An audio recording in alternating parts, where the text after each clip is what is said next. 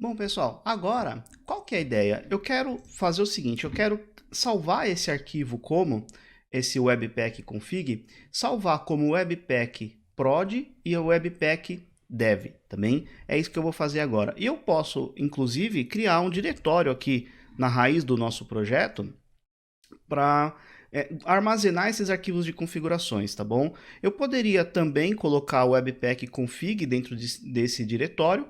A única coisa que eu teria que fazer se eu salvasse esse webpack config em outro diretório seria, como eu mostrei no vídeo passado, passar aqui config ponto barra e aí o caminho até o arquivo de configuração, no caso webpack config.js, tá bom? Por exemplo, se eu fizesse config barra webpack.config.js. Simplesmente porque eu estou removendo este arquivo do diretório raiz do meu projeto, tá bom? Mas se eu não quiser, eu posso deixar este cara na raiz, ok? Salvei aqui. Então, o que eu vou fazer? Eu vou fazer duas cópias desse meu webpack config. Então, Ctrl Shift S aqui, vou salvar, vou criar um diretório aqui, olha só, config, e dentro eu vou chamar de prod, desse jeito, tá bom?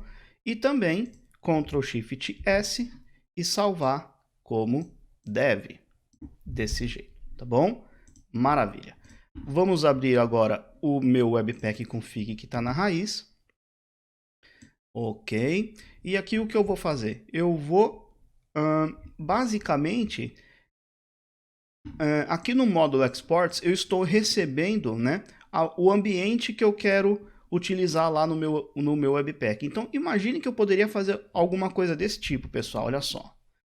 If, tá? Se isso daqui for igual a prod, eu vou fazer alguma coisa. Se não, eu faço outra coisa. Tá bom? Poderia fazer isso aqui. E na verdade, o que eu quero fazer?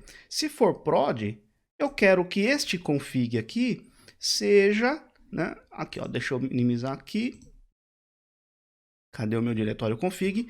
Se este env-mode for prod, eu quero que seja este webpack prod.js, tá? Se for dev, eu quero que seja este cara daqui, ok? Então, eu poderia usar um if ou eu poderia fazer um pouquinho diferente, olha só. Poderia fazer da seguinte forma, const config, desse jeito, vai receber aqui o require, ok? Aqui eu vou utilizar duas classes para trabalhar com o template string lá da versão mais nova do JavaScript, ok? E aqui então eu vou utilizar config, desse jeito, barra, vou deixar esse cara aqui mesmo, ó, tá bom? Só que eu não quero webpack.dev sempre, né? Eu quero webpack.dev ou webpack.prod, que é exatamente o valor que eu passei aqui, ou é prod ou é dev, tá bom? Ou seja, eu quero concatenar este dev daqui com o que vem lá pela variável. Então, deixa eu achar aqui, olha só, opa, desse jeito, assim, e aqui eu vou utilizar então o env.mode, bacana? E vou retornar então o mesmo objeto, tá bom? Vou salvar, vamos testar, ver se isso daqui está funcionando. Deixa eu dar um Ctrl C aqui, npm run build, que deu um errinho, vamos tentar entender por quê.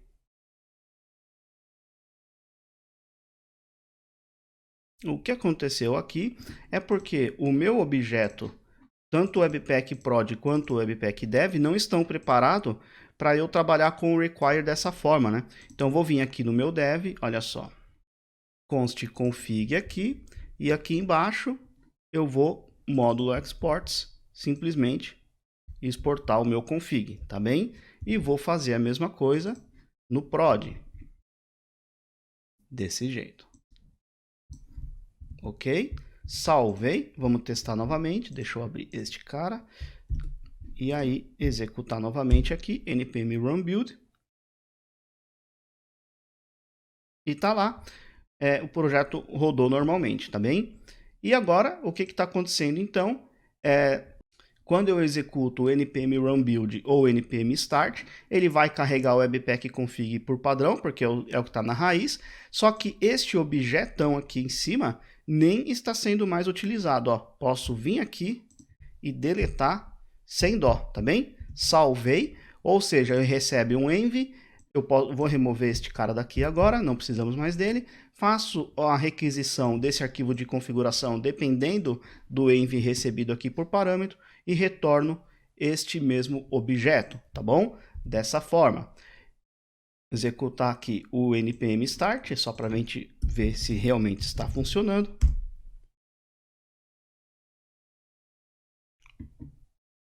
Ok, deixa eu abrir aqui no Chrome. Aqui.